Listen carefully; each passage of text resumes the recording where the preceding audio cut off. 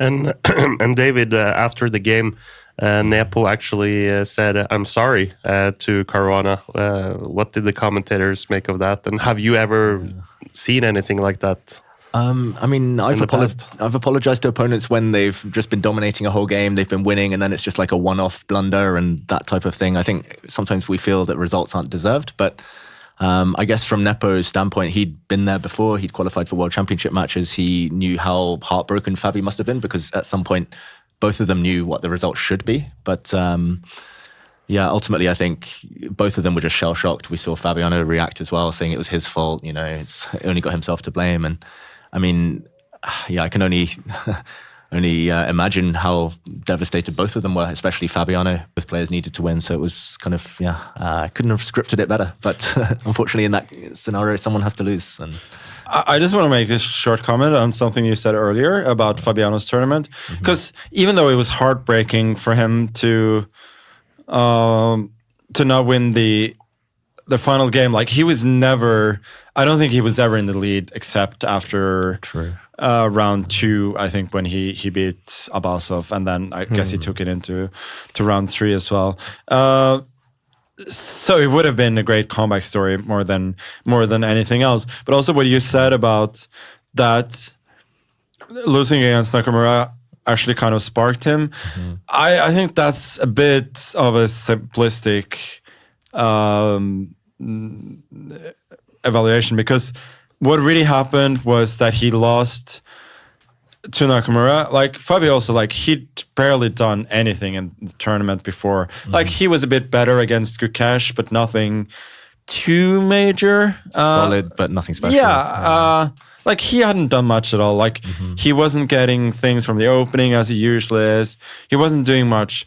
And then he just happened to play somebody in round 10 or whatever it was, who was just not having a good tournament in Alireza. Yeah. And I know from experience that can turn things around when you're actually feeling shitty, you're not confident at all about his play. I think he even admitted that he was not confident about his play whatsoever. That you get that one game against somebody who's struggling, and Alireza was struggling. I guess, I don't know about you, but that was the one obviously big miss that I had in my prediction, that I thought that he would do at least reasonably well. He always has weak moments, because he is by nature an extremely optimistic player, and this will lead him to take unreasonable risks in a few games.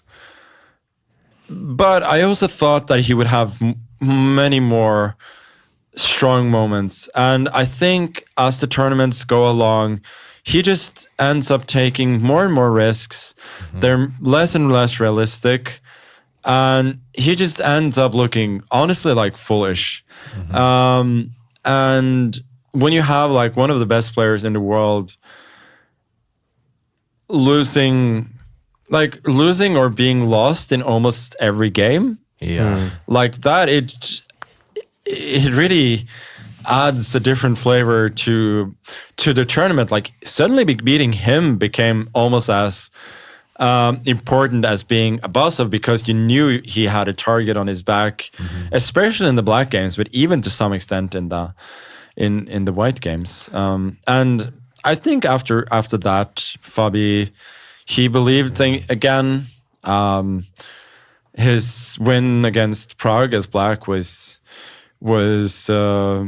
quite impressive. His game against Virid, I thought, was one of the best games of the tournament, like a really, really good squeeze. And I mean, you've seen that in other tournaments as well. Like Sinkfield Cup last year, he was struggling, not doing anything. As soon as he starts winning, he starts playing at a different level. For myself as well, playing in Weissenhaus earlier this year, I mean, I sucked. And then I won one good game against Alireza, and suddenly I was playing really good. So it's interesting to see psychologically. And I think if they'd played another cycle, I think he'd probably won the tournament quite comfortably. Confidence is key. Like, I mean, you said Firouzja.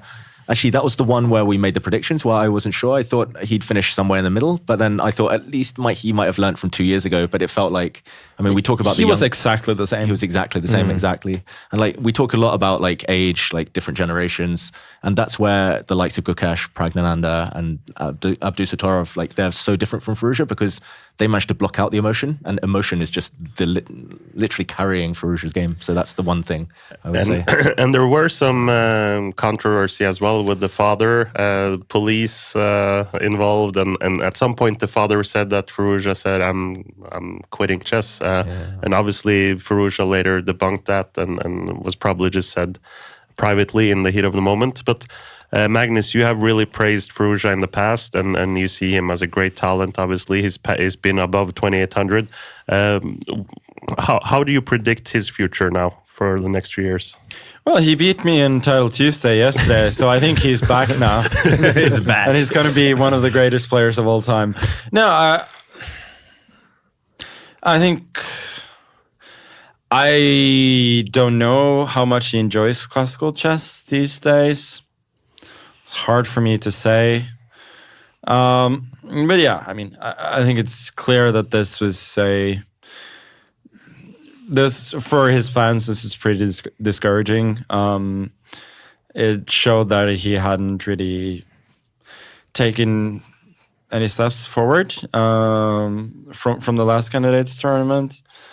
And he's too uneven, too emotional. I still think he's got more talent than any of the other guys, but he hasn't figured it out. And it was, as we all remember, I mean, he barely managed to qualify for the candidates. He was playing this tournament in France in late December, I think. And for his fans, I mean, this was maybe the moment where he finally would be able to qualify or to prove himself.